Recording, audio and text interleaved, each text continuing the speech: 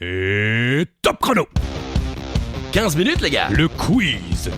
15 minutes les gars. Le quiz. Vous avez 15 minutes à perdre, passez-les avec nous les amis. Rassurez-vous, le chrono est lancé, on ne dépassera pas les 15 minutes. Bienvenue dans 15 minutes les gars. Le quiz. Avec Christophe Ajus. Bonjour Christophe. Bonjour Charlie Weber, bonjour à toutes et à tous. Et bienvenue donc dans 15 minutes les gars. Le quiz. C'est un peu un spin-off de 40 mètres les gars. Le quiz. Oui bah c'est ça, en 15 minutes, pas une minute de plus, on va vous poser quelques questions. Comme ça vous allez pouvoir nous emmener avec vous où vous voulez pendant 15 minutes. Pas de joker, pas de twist. Mais des questions et des réponses et c'est parti. Allez c'est parti, première question, c'est à vous. Le tableau périodique des éléments nous a pourri la vie en cours de physique-chimie. À qui doit-on envoyer nos lettres de réclamation ? En gros, qui est le créateur de ce tableau ? C'est pas facile. Pour une ouverture. J'avoue, mais bon, moi, Oui, pour moi c'est facile parce que je le sais Ah bah voilà. et j'y pense souvent. Ah bah, Ah. la nuit. Mendeleïev. Ok. Dimitri Ivanovitch Mendeleïev. Il est principalement connu, bien sûr, pour son travail sur la classification périodique des éléments publié en 1869 et également appelé tableau de Mendeleïev. Il déclara que les éléments chimiques pouvaient être arrangés selon un modèle qui permettait de prévoir les propriétés des éléments encore non découverts. Merci, Mendeleïev. Bon, H, Hydrogène. FR, La France. francium, Ah oui, c'est vrai. ah ouais. PT, platine, Ok. et le P, phosphore. Ok, Bon. merci. Petite histoire amusante, même si on n'a pas beaucoup de temps. Une légende folklorique russe prétend que Mendeleïev serait l'inventeur de la vodka. Wow, ouais, mais non. merci. Ah non. Ou pour être exact, que c'est lui qui aurait déterminé le degré idéal d'alcool de la vodka à 38 degrés, qui aurait par la suite été fixé à 40, parce que bon, si Oui, on peut bah, monter à écoute, 40, on monte. allez. Pour faciliter le calcul des taxes, cette légende s'appuie entre autres éléments sur le fait que Mendeleïev fut nommé directeur du bureau des poids et des mesures de Saint-Pétersbourg en 1893 et sur le fait que sa thèse doctorale portait sur la combinaison de l'alcool et de Ouais, l'eau. très bien ça, merci. Eh ouais, on sent quand Nickel. même le fêtard, hein. Il nous a pourri la vie, mais c'était pas le dernier pour descendre. Ouais, bien sûr. Et si l'histoire reste très populaire, elle est contredite par les faits. Le degré alcoolique et normalisé de la vodka à 40 degrés ayant été introduit en Russie dès 1843, Ah. alors que Mendeleïev n'avait que 9 ans. Bon, à 9 ans, Et sa il- thèse portant sur des combinaisons eau-alcool pour des titres beaucoup plus élevés, de l'ordre de 78%. J'ai un peu chié la fin. Un petit peu. Mais on a compris à peu près comme quoi il buvait déjà à 9 ans, voilà. Plus non, Ah. pour sa thèse. Ah, si c'est pour la thèse, moi je bois régulièrement pour des expériences. Je suis crédible ? Non. Non ? D'accord, très bien. Il reste 11 minutes 48 secondes. Allez. Question gastronomie bretonne pour être plus précis. Que signifie le Queen-Aman ? Ce fameux gâteau qu'on adore. Eh bien en français ça veut dire quoi ? Parce que c'est en breton bien sûr. Évidemment. Le Queen-Aman. Ah, moi je dis Kunyaman. Queen-Aman ? Non, Kunyaman. Queen-Aman ? Ah Mais peut-être. peut-être que ça se dit Kunyaman. Ne nous en voulez pas, amis bretons, s'il vous plaît. Mais envoyez-vous-en. Ouais, on adore ça. On adore ça et ça se voit, je crois. Enfin, de mon côté plus que du vôtre. Puisqu'en fait, le Queen-Aman veut dire gâteau au beurre. Voilà, ou gâteau beurré. Queen, c'est gâteau et Aman, c'est beurre. C'est une pâtisserie boulangère et une spécialité culinaire emblématique de la cuisine bretonne, originaire du Finistère. Selon les hypothèses les plus répandues, elle est à base de pâte levée feuilletée, de beurre demi-sel et de sucre caramélisé. Ouais, c'est bon. Et il porte bien son nom puisqu'il... Pour la recette, il faut 250 grammes de farine. Bon, ça, ok, d'accord. Tranquille. 200 grammes de beurre. Ah. Voilà, quand même. Et la police qui arrive en plus. 200 grammes de sucre. Ouais. Voilà. Et un peu de levure et de sel et un peu d'eau. Voilà. Donc, Cool. 200 grammes de beurre, quoi. Mais ouais, Voilà. mais ça me va. Oui, ça me va aussi. Malheureusement. Allez, question numéro 3. Vous connaissez le podcast le plus écouté de France ? 15 minutes, les gars. Le quiz, mais Pas encore. malheureusement non, et Ok. on en est loin. Oui. Moi j'avoue, je connaissais pas du tout. Pourtant, en 2023, il a déjà cumulé près de 1,7 million de téléchargements. Quel est son titre ? Et on parle bien d'un podcast, hein. Je ne parle pas d'une émission de radio en podcast, Ah. un podcast. C'est vrai qu'on aime bien France Inter, mais arrêtez les podcasts, vous êtes partout, là.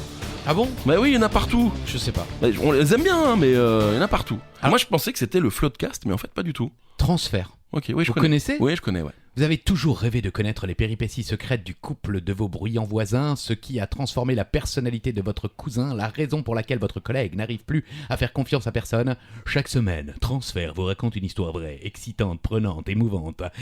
Et en creux, Le monde moderne et ceux qui l'habitent. Oh.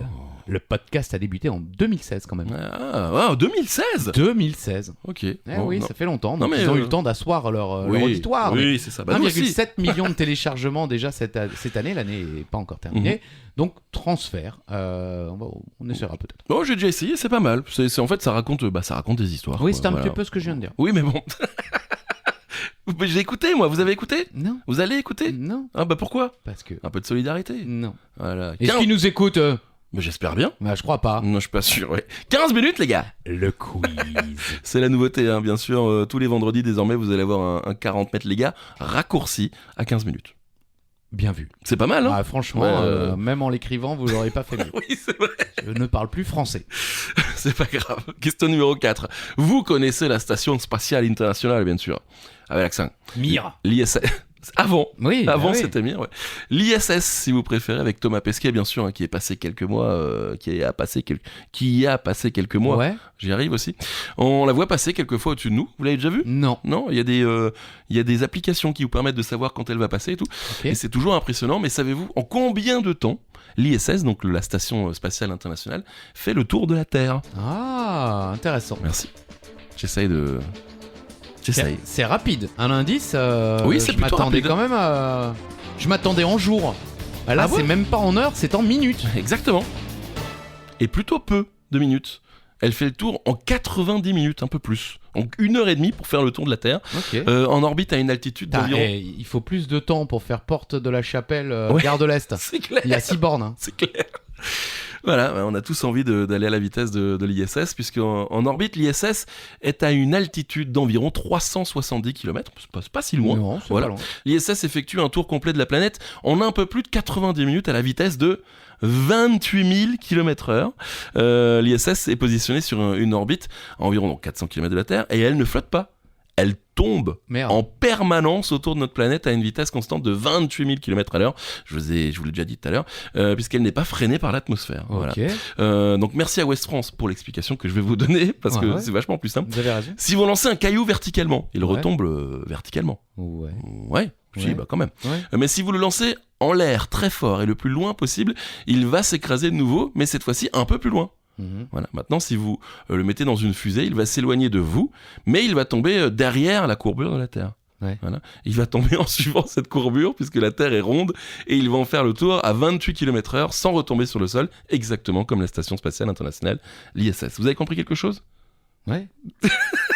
Ouais. Si, bien sûr. Non, bah oui. Ouais, Quand bien sûr. on fait tomber le numéro 2, 2 points. Voilà. On fait le numéro 3, 3 points. Voilà. Ça, c'est le... Comment on appelle ça? Oh, comment on appelle ça? Aucune idée. Mais Je retiendrai non, jamais le nom de ce jeu. allez. Non, je sais plus. Oh. Question numéro 5. Charlie, musique.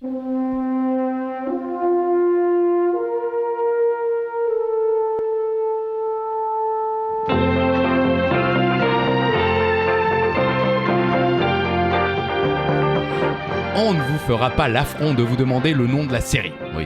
Par contre, nous vous demandons le nom de l'auteur des livres qui ont inspiré cette fiction TV. Sachez que même si vous ne connaissez pas la réponse, en fait, vous la connaissez. C'est vrai, on en a parlé avant d'enregistrer. Et Vous c'est... êtes tombé des nues. Bah oui, des nus. Da-da-da. Renaud. Merci Charlie. Ouais, merci. Je suis dans l'imitation et je pense que je vais m'arrêter là. L'auteur, au féminin. Oui. On peut dire auteur avec un E ou autrice désormais, de La Petite Maison dans la Prairie, Laura Ingalls. C'est fou, non? Eh ouais, Eh c'est non, mais Laura c'est fou, quoi. Ingalls, bien sûr. Laura Ingalls Wilder, née le 7 février 1876 à Pepin, dans le Wisconsin, est morte le 10 février 1957 à Mansfield, dans le Missouri, voilà, un petit peu voyagé quand même, est une femme de lettres américaine, auteure de la série de romans pour enfants La Petite Maison dans la Prairie, inspirée par sa propre enfance au sein d'une famille de pionniers américains à la fin du XVIIIe siècle. Le succès de cette série de romans a assuré une vie confortable à l'auteur pour ces dernières années et a donné lieu, bien sûr, à plusieurs adaptations télévisées, dont la première a été la série américaine La Petite Maison dans la Prairie, dans laquelle l'actrice Melissa Gilbert joue le rôle de Laura. Mais c'est-à-dire qu'il y a eu d'autres séries, Qui ont vraisemblablement été inspirées de d'accord. sa vie. Bon, Ok. il y a certainement eu des téléfilms qui ne se sont peut-être pas intitulés La Petite D'accord, Maison ok, dans la ok. Prairie. Bon, il y a eu des téléfilms, Oui, La Petite oui, Maison dans oui, la oui. Prairie, mais peut-être que voilà, il a eu une vie de pionnier américain. Forcément, ça a dû inspirer fou, quand beaucoup même. de fiction. Mais oui. C'est dingue vrai qu'on s'y se attend dire, pas. bah oui, on se dit pas c'est Laura Ingalls, on va chercher un truc tout compliqué. Bah non, Bah, c'est voilà. la star du show, quoi. Ah oui, elle est là, Laura Ingalls, qu'on embrasse de loin. Bah Oui, oui, oui, c'est-à-dire oui. qu'elle est plus là. Oui, Mais je Melissa sais. Gilbert, je crois que ça va. Ah ouais, ils sont toujours là, ouais. Elles sont toujours là. Bah oui, parce qu'elle qu'il y est a aussi schizophrène. la méchante avec les cheveux blonds, là. Comment elle s'appelait ? On ne le saura pas. Mais vous voyez. Question numéro 6. Il reste un peu près 3 minutes. Attention. 15 minutes, les gars. Le quiz. C'est la nouveauté. Vous Oh oui, connaissez... oh là là. On y est, hein, Ah c'est oh bon. là là. Vous connaissez la planète Pluton, et bien sachez que cette planète naine pourrait tenir dans un pays de notre planète à nous. C'est-à-dire qu'un pays a une plus grande superficie que Pluton. Quel est ce pays ? Ok. Voilà. Petite question comme ça au Donc, passage. Un indice, c'est pas la France. Si on fout Pluton dans la France, Pluton dépasse. Pluton dépasse. Ok. Voilà. Il y a un seul pays où Pluton ne dépasse pas. Ok. Et forcément, c'est le plus grand pays du monde qui est là. La Russie. La Russie, exactement. Ça se passe comme ça en Russie.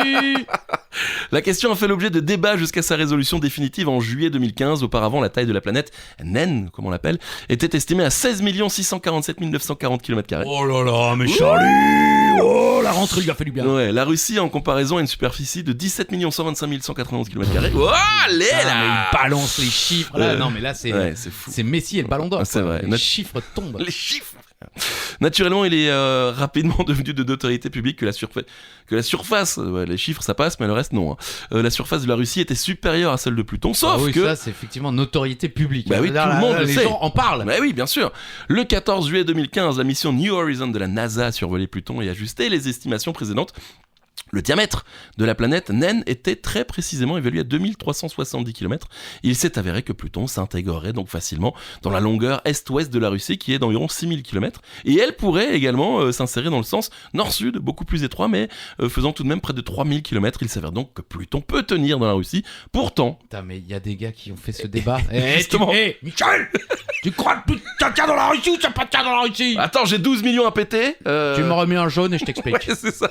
Et donc, Michel explique que Pluton même, peut tenir dans la Russie. Pourtant, en termes de superficie, la planète naine est en fait plus grande que la Russie.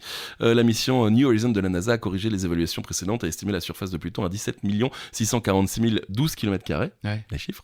Cela rend la surface de la planète naine un peu plus grande que celle de la Russie. Donc la Russie peut contenir Pluton dans ses frontières, mais la surface de Pluton est néanmoins légèrement plus grande. Donc C'est- en fait c'est- non. Et en fait ça fait 3 minutes que vous nous faites chier avec cette histoire, mais en fait non. Bon, il reste 1 minute. On y va ? On fonce ? Allez, Allez, si je vous dis le département 67, vous me dites. Barin, Voilà, le 69 le Rhône. oui, je pense que c'est ça. Ah, Lyon. J'ai Voilà, des villes. c'est ça. Eh bien, savez-vous qu'un numéro de département n'existe plus depuis 1976 ? Sérieux? Mais lequel ? Ouais, Oh, putain. c'est fou, non ? Ah, ça je savais pas. Bah moi non plus. Bah maintenant, vous allez le savoir. Oh, fatigue. Et grâce à 15 minutes, les gars. Le quiz. Ouais. Un numéro de département qui n'existe plus. Eh oui, le vin. Le vin. Le vin n'existe plus. Mais oui, mais personne n'y pense. Bah oui, car il a été remplacé par 2A et 2B. Ouais, pour Les la Corse. Exactement, les départements de la Corse. La raison d'une telle numérotation est liée au 1er janvier 76, date où l'île de Beauté est scindée en 2 départements, Ok. afin de ne pas décaler tous les numéros existants. Tu vois, on serait le 68 peut-être, ou le 69. Ouais. En Alsace, je veux dire. Le numéro 20 historique de la Corse est supprimé au profit des 2A et du 2B pour la Corse du Nord et la Corse du Sud. Donc ça passe de 19 à 21 maintenant. C'est ça, il n'y a plus de 20. Enfin, Eh il y a ben. le 2A et le 2B qui, je pense, remplacent ce truc-là, mais bon, voilà.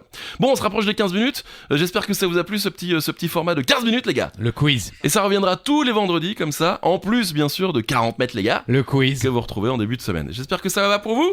Bah ça, oui. Oui, Bon, on va faire de notre mieux, quoi. on va essayer. Allez, bisous, à bientôt. Bisous.